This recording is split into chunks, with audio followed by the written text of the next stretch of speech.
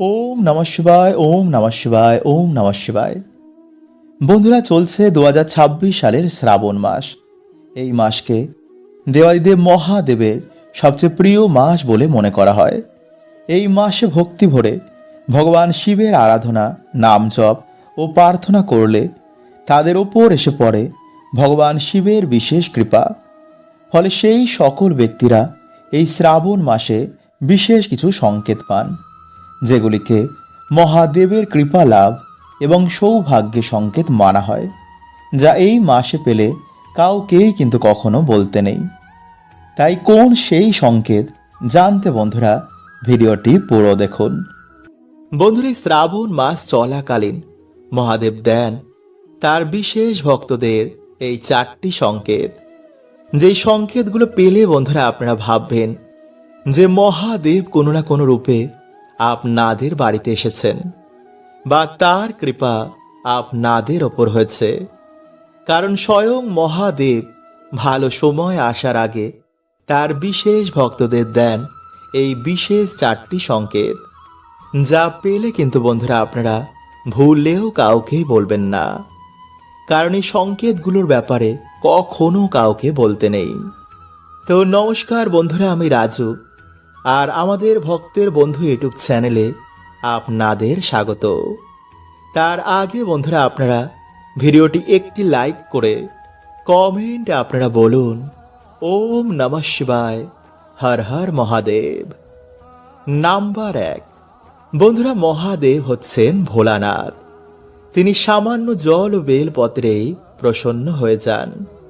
তাই যদি কোনো ভক্ত ভক্তি মনে মহাদেবের পুজো আরাধনা করেন বা হৃদয় থেকে বাবাকে স্মরণ করেন, তখন বাবা প্রথম তার সেই সন্তানকে যে সংকেতটি দেন তা হচ্ছে মাতা পার্বতী এবং মহাদেব সেই ব্যক্তিকে এসে স্বপ্নে দর্শন দেন, বা বাবার প্রিয় ত্রিশূল, নন্দী মহারাজ, পর্বত বা কোনো মন্দির এই মাসে সেই ব্যক্তি স্বপ্নে দেখে।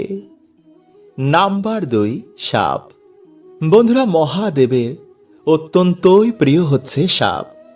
কারণ সমুদ্র মন্থনের সময় নির্গত বিষ সাপেরা মহাদেবের সাথে গ্রহণ করেছিলেন। তাই যে ব্যক্তির ওপর মহাদেবের কৃপা হয় তারা স্বপ্নে সবার আগে সাপ দেখে, বা বাড়িতে এই মাসে তারা সাপ দেখতে পায়। তাই এই মাসে যদি বন্ধুরা আপনারা সাপ দেখতে পান, তো যতটা আপনারা পারবেন না মারার চেষ্টা করবেন। নাম্বার 3, বাড়িতে নন্দী মহারাজের আগমন হওয়া বা বাড়িতে ষাঁড় আসা। কারণ নন্দী মহারাজ হচ্ছেন ভগবান শিবের বাহন। তাই যেখানে ভগবান শিব যায় সেখানে সবার আগে নন্দী মহারাজ আসেন। এছাড়া এই মাসে বিভিন্ন রূপে ভগবান ভক্তের বাড়িতে এসে ভক্তের পরীক্ষা নেন। তা কুকুর, গরু, বিড়াল বা কোনো ভিক্ষুক রূপে বা কোনো সাধুর রূপে এসে আপনার পরীক্ষা নিলেন, আর আপনি জানতেও পারলেন না। তাই বলা হয় এই মাসে বাড়ি থেকে কুকুর বিড়ালকেও তাড়াতে নেই। কি জানি মহাদেব কোন রূপে আপনার বাড়িতে এসে আপনার পরীক্ষা নিলেন। নাম্বার 4, বন্ধুরা এই মাসে বাড়িতে নীলকণ্ঠ পাখি আসা অত্যন্তই শুভ। কারণ বন্ধুরা এটি হচ্ছে ভগবান শিবের প্রতীক।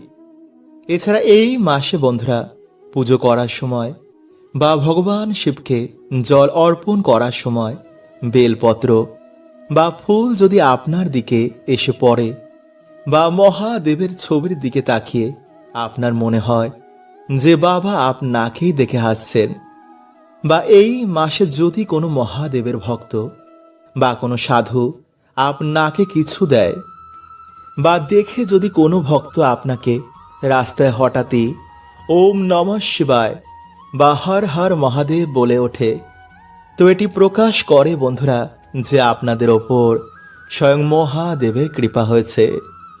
তাই যারা বন্ধুরা এই পবিত্র মাসে মহাদেবের কৃপা পেতে চান তারা ভিডিওটি লাইক করে কমেন্টে অবশ্যই বলুন ওম নমঃ শিবায়।